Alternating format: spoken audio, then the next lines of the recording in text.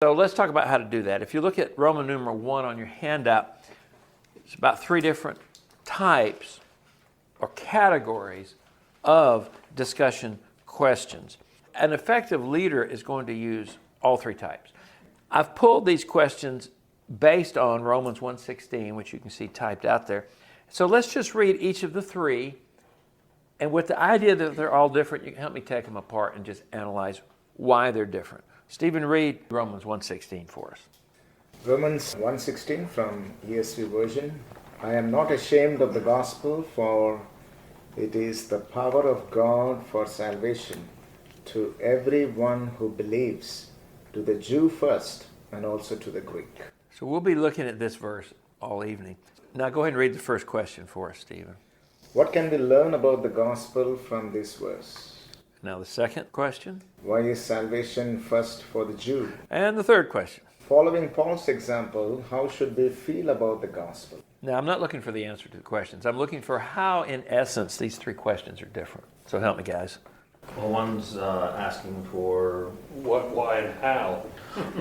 All right, we're getting there. Close. He's kind of saying what, why, and how. Are you giving me 3 categories, or is that one category? Well, that's the 3 questions. So go back to you. What were you trying to say? So it's asking what's being told to you explicitly in the verse. Which one does that? The first, what can we learn? You're looking in the verse itself to get the answer from that. So it's saying That's right. The gospel is the power of God to salvation, right? But the second one, why is salvation first for the Jew? Well, you have to have context to be able to answer that. You can't really get that from this verse itself. You kind of have to go around, and there has to be context of the overall writing to be able to get that answer. And then the others, Paul has a specific. So it's kind of like, okay, how should I respond based on this? Or what's the example that's being set before me of how I should view the topic that's being discussed? That's very good. So notice the first word in the first question is what. A lot of times if it starts with what, you're talking about content. So the first category of question, exactly as Jeff said, would be it's an observation question. So it deals with what the text actually says. It's like on Dragnet, just the facts, ma'am, and there we go.